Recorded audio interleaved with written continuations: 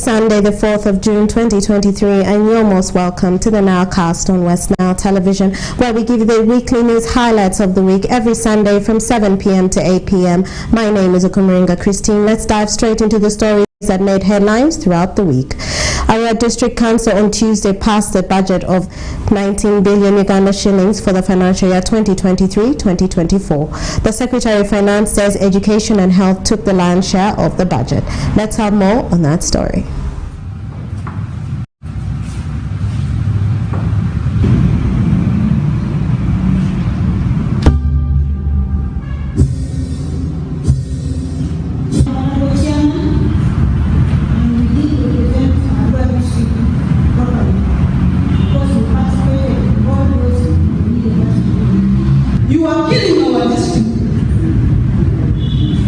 Because every time the problem always arises around finance, because finance is the key of our district. You have continued to destroy our district.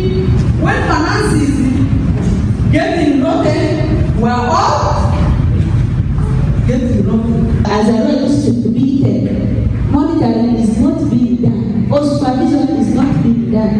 For example, we have played a deep dive of this project of Oliver Smith Secondary School. The first time it appeared in our budget, we said because it was initiated by another district, we can't move away from it. How come it is in our budget 3 times and we are not monitoring that project? Who is coming to another district? Who is supervising it? For monitoring, there is no money. For supervision, there is no money. Committee sitting is no money. Inland travel, you find 100 million. Traveling to where? Supervising who?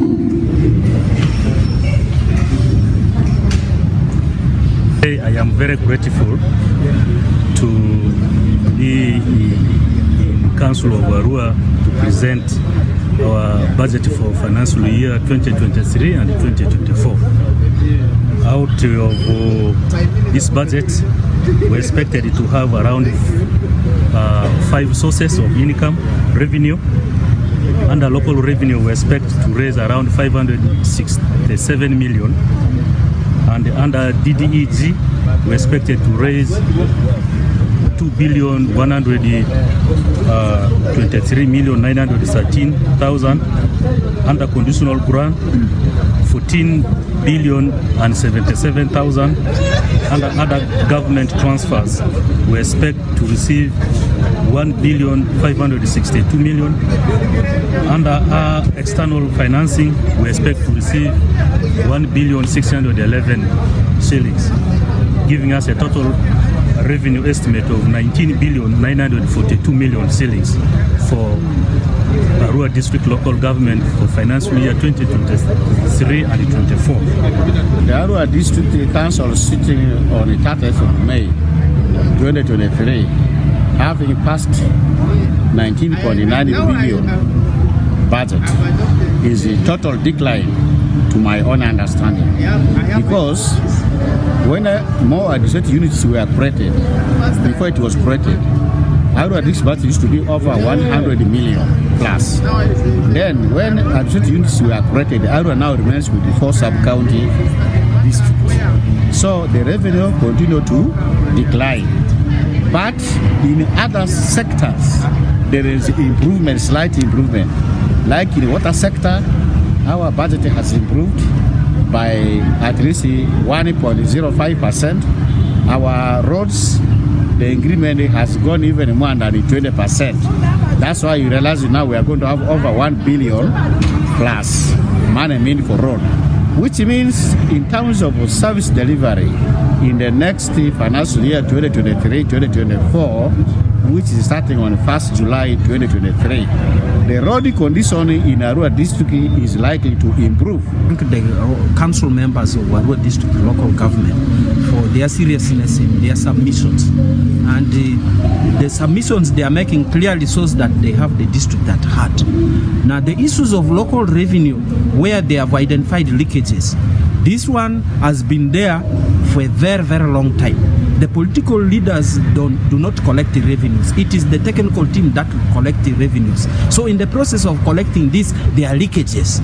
Now, where leakages are, the only thing is to block those leakages. So what we have done as a district is the IRS, integrated the revenue administration system, is going to solve that. Because now we have put that in place, revenues will be collected and the documentation will be electronically. There has been a divide because the debate has become so lively because of the vigilance of the political leadership when they realize that the technical people did not factor in very, very critical issues like the issue of monitoring, like the issue of committee meetings. Committee meetings are very, very important to inform the operation of the district. And also committee including all the stakeholders monitoring of government projects. Also very, very important that the council has required CAO to commit himself that even when they are passing the budget, they are passing it with amendment. And I've really liked it. It has come out very frankly from the honorable councillors, especially in those representing the different sub-counties, that there is a high level of absenteeism at the lower local governments. In the sub-counties, the sub-county chiefs are not up to their game. The accountants and all these other extension workers and the like. So I am personally taking up this responsibility very, very keenly to ensure that people are accountable for the purpose for which they are in the offices. And it's not only about being present in the office, but it's also about being committed to your work. They must cease from being laissez-faire. They must cease from being lazy. They must cease from being indifferent to the situations of our people, so that service delivery is provided efficiently to our people. And more in our stories for the evening. The district leadership of Moyo has slammed the central government for the poor execution of the projects being implemented in the district. The leaders say the decision that time taken from Kampala frustrate the implementation of the different projects, more especially from the hybrid projects being implemented by the Office of the Prime Minister under the different programs. Let's have more on that story. Central government and local government, I think there's need for central government to work closely with the local government when it comes to this kind of contracts. Because I could see the efforts the district was making to try to seek for cancellation of this contract and writing to Kampala several times. And you know, the response took long. Actually, it is what has delayed us in terms of time. That decision, taking that decision took a lot of time. But I've also seen back and forth issues of variations. I've seen a lot of letters on that, and Kampala is still dragging their feet on taking the decision. And this will affect the district. Kampala now is the Minister of Local Government, UNCDF, Minister of Works, because I've seen letters written from the district over that, including the consulting engineer. I read through all those. Now, I think this 75, this slight delay is because of this. Because I've seen several letters on variation, and meetings have been held several times, but decision is not taken. And the moment that decision is not taken, it's holding the district. I could see from the district there is will that this decision should be taken. I advise that this decision be taken so that this man completes the work. But there's still a delay in that decision. I don't know whether within the last 2 weeks a decision has been taken. But the letters I have read, that decision is still pending. So kindly, please collaborate with the district and sort that, so that this man completes this work also within the remaining time. Team of inspectors to verify these particular projects among others. Sure. So my humble submission is, from now when we are agreeing, let this roadmap be shared. Because for us as a ministry in charge of local government, we are interested party. Our interest is to ensure that as time is going, we shall be in touch with the cow to flag him how far. Now we are remaining with 1 month. What is next? What is on the table? So that at the end of the day, it is a win-win. There is no loser. Because if EU is not going to release the fund, who are the ultimate losers? Is the community. Exactly. So I think let us work as a team to ensure that we achieve this together. And more in our stories for the evening. Immediately after issuing the executive orders by President Yoweri Kaguta Museveni last week, the local community of Agago district and districts bordering the Karamoja region have started feeling the result of the executive orders. Leaders from the region have expressed appreciation to the president in the deployment of the UPDF on ground. Let's have more on that story. Leaders from Acholi and Karamoja region has appreciated the executive order issued by President Yoweri Museveni Kaguta on cattle rustling. Now, after disarming these warriors, there was no strategic plan on how to ensure that these people are economically empowered, these people are supported, or they are registered in groups so that government can put resources to different groups to engage these guys, or even in commercial agriculture. According to Lieutenant Paul Kamol, the district chairman Kotido district, it was in September 2019 when cattle rustling shot up again after massive withdrawal of UPDF from the region. When the forces were withdrawn from Karamoja, they were taken to Somalia, forces were taken to Central African Republic, they were taken to DRC, they were taken to South Sudan where we have forces. But we forgot that by withdrawing these soldiers, it was creating a vacuum which the orders will exploit one day and cause insecurity, and that's why we are. But the Executive Order number 3 of 2023, with backing from Article 99 of the Constitution of Uganda, it's changing the narrative of the current situations in both Karamoja region and the neighboring communities. Kabong district is going to have a brigade, or the Abim district as a brigade. One district, a full brigade. So meaning the capacity of soldiers is going to be stepped up adequately, and that will make us to realize the peace we have been fighting for. Several interventions by both security force and other actors in effecting the executive order is now being felt by the local leaders. There are new forces brought in place, and there have been positions in different locations strategically. So at least we have seen now changes, not like before. Among them is the recruitment of local defense unit, which have been the major cry of the local leaders to the president. So there's already goodwill on the side of the president to bring on board the retired soldiers, the veterans, to come and supplement the effort of UPDF. The executive order came after a series of complaints being lodged to the president from the leaders bordering Karamoja region on several harms caused by Karamojong cattle rustlers. Stephen Okello for Westnile Television, Nile. And more in our stories for the evening. Stakeholders in Arua City have downplayed the corruption elimination efforts by the government, saying that they are ineffective and rather increasing the cases. This comes as the Directorate of Ethics and Integrity was in the Westnile region reviewing the 2019 Zero Tolerance to Corruption policy, which is being implemented in the country. Frederick Dramadri reports more. Despite several anti-corruption agencies instituted by government of Uganda to tackle corruption on top of the available laws, several Ugandans have argued that these have not yielded to their intentions but have resulted into the increase in cases. Uganda currently has at least 6 major anti-corruption agencies, including but not limited to Inspectorate of Government, Public Procurement and Disposal of Public Assets Authority, Office of the Auditor General, Justice, Law and Order Sector, and Directorate of Ethics and Integrity, among others, that are all fighting to ensure that there is zero tolerance to corruption. Dr. Kello Alice, Arua Resident City Commissioner, believes that despite the various interventions and institutions put in place, the efforts in the fight against corruption are dwindling each day. Members, we've tried.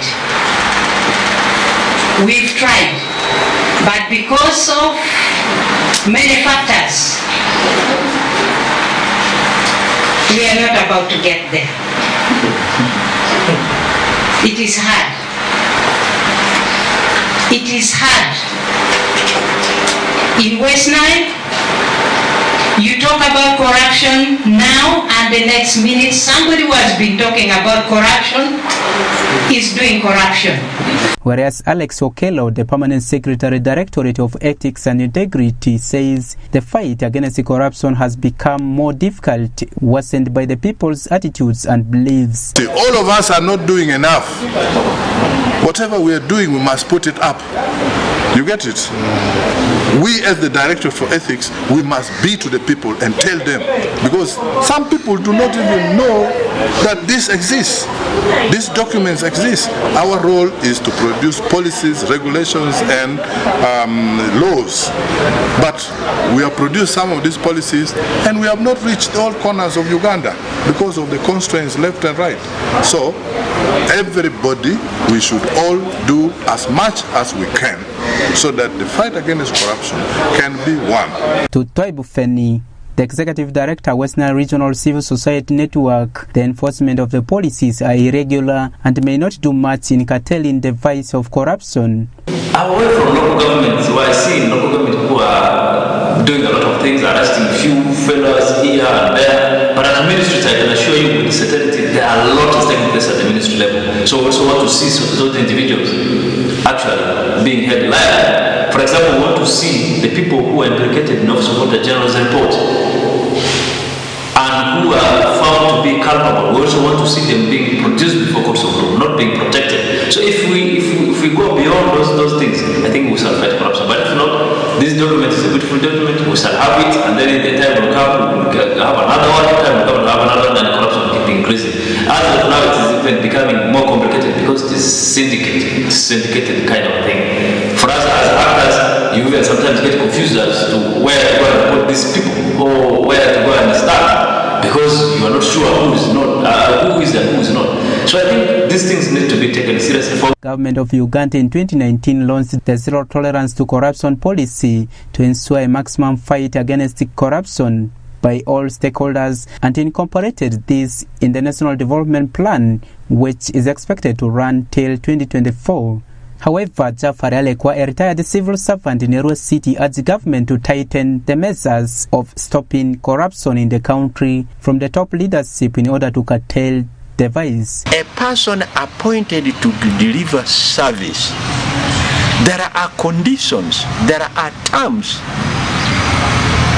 If this person is diverting these funds, that is a breach of the terms of appointment. The appointing authorities should just dismiss this person with disgrace and punish this person. There are so many people on the streets looking for these jobs. They have the papers. If the appointing authority is seen dismissing a high-ranking public servant because of conducting him or herself in a corrupt manner, just only for that is enough.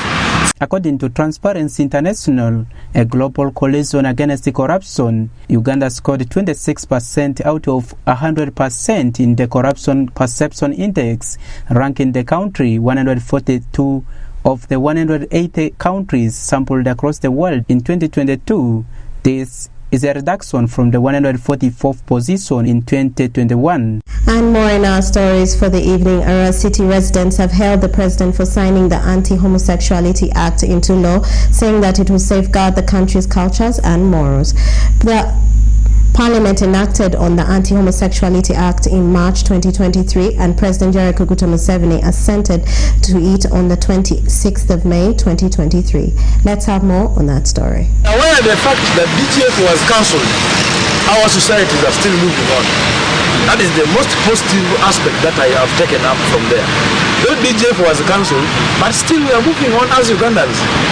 So, societies or the donors who feel that because of signing the anti-homosexuality bill, endorsing it, making it a law, is going to affect them, and due to that they are now cancelling their donations to our country, they should go ahead and do it. But remember, as a society or as a community, we shall still stand strong and move forward. because I strongly believe these donations started coming after independence. Before the independence, we never received donations. Our predecessors, the people who were before us, our ancestors, we are not sustaining their standard of living on donations. How can a woman marry a woman and a man marry a man? Yet our script, our Bible, those who are Christians, our Bible tells us that we must go out to multiply. A grown-up young man, a grown-up young woman should leave the family of their parents and should get married. They should join one another to build their own families, which is independent. But when this issue of homosexuality came, where young people have been influenced by bribing them, by giving them money, it was something which was really against our culture and our religion. The decision the members of parliament took and the president took to sign the bill was a very righteous decision. Amongst the few achievements he has, to me that is the most greatest achievement he has. Okay. Amongst the few achievements, that's the most greatest achievement. That has actually cleaned all those other bad things that might happen in this regime. That one, to me, that one signing is a hero in it. Okay. And we must stand firm. And I pity those Ugandan lawyers who went to court challenging that decision. I don't think Chief Attorney General should allow that to happen in Uganda. It shouldn't be allowed. So we are saying our team in the parliament were very right to say no, and the president was very right. And here, if we shall hear an NGO complaining of that, they rather be without the funds and they do righter things than allowing men to use their ash. Some of the national NGOs, there's been a challenge, even with the donors being there, even before the enactment of this act.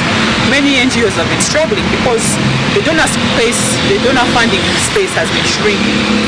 Every year it keeps reducing, priorities keep changing, and NGOs have been struggling. Now with this, it's going to probably get worse. It's probably going to get worse because many organizations are just writing proposals, waiting for call for proposals. You write and you spend the money and that's it. Sustainability of these organizations with locally generated revenues has been a challenge, even for my own. So I do not want to say that it's because of this act, but I want to say that NGOs and CBOs need to start looking for ways in which they can locally generate resources to run their own operations, because there will come a time where there will be no funding for any of these activities from any foreign source. And more in our stories for the evening. Permanent Secretary of the Directorate of Ethics and Integrity, Alex Okello, has directed the Gulu City Authority to send all its city staff implicated in any form of corruption to the authority and give them an annual leave as investigations continue. Let's have more on that story. The Permanent Secretary, Directorate of Ethics and Integrity, Alex Okello Wangamoy, says for effective implementation of service delivery to Ugandans, political aides of districts and cities in the countries should discontinue any public servant who is implicated in any corruption scandal from office. To show that you have zero tolerance to corruption, if there is any indication that a person seems to have committed any crime of corruption, it must be prosecuted. The process must take to the full length, which includes, if eventually it has been proved that he is actually a case to answer, in which case he will be charged in court. The standing orders is very clear. Once a public officer is charged in court with a criminal offense, and corruption is already a criminal offense, he must or she must be interdicted by the responsible officer. This came after Gulu City Mayor Alfred Okwa registered their fear to the Directorate of laying down 7 heads of departments who have been implicated in corruption scandal by State House Anti-Corruption Unit. There was a time when Anti-Corruption Unit came to Gulu. About 7 people were arrested and taken to police. Their file is open up to today, but the minister I called the minister said, Alfred, what can we do? if we are to prosecute all the 7, we have to close the city and stop the service maybe for the whole of this year. The file is now left there. The investigation have to go on, because now the key people, almost all the 8 of department, have already been implicated in the 7 among the 7 people that are being investigated. Then now we will now run the system. According to Alex Okedo-Buamoy, corruption in Uganda has become a very big problem. The corruption, even you, corruption, even me, corruption. Is that a good song? According to religious leaders, government should intensify the fights against corruption in school. They start grooming the young ones, and then the young ones should go back and then start teaching the old ones. Because minus that one, the old one have made a lot. Meanwhile, Sheikh Ismail Omonali says government should start considering close involvement of religious leaders in running some of the government projects. You know, politicians, they can never end corruption. They cannot even talk about corruption because they want their people, all the people in community to vote for them. So they normally look at their vote, but they don't look at the challenges people are facing in community. This engagement came at a time the ruling National Resistance Movement Party is celebrating their manifesto week. It is the period the party is evaluating their achievement in the last 2 years.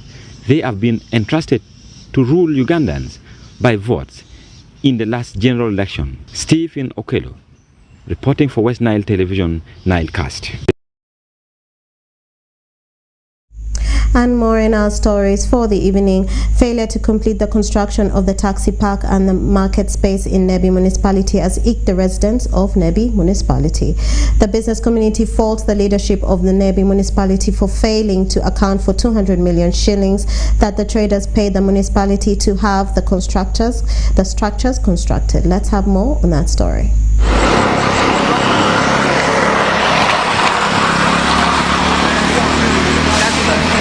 2 years down the road, a project of constructing a multi-billion taxi and bus park terminal under the private-public partnership has since then stalled in Nebi municipality over poor accountability from the onset of its commissioning. This is after the business community, together with Nebi Municipal Council, reasoned to construct the facility on a 4-acre piece of land provided by Nebi Municipality along Nebi-Arua Highway in Tata Division at 2.78 billion Ugandan shillings, so as to decongest the street and provide the alternative market for the temporary location of vendors as the municipal moves on to construct a new modern market. This stalemate has provoked locals in Nebi town who argued that the failure to complete the facility has made the town look disorganized and contested, worsened by the road rehabilitation works on Nebi Pakwat stretch.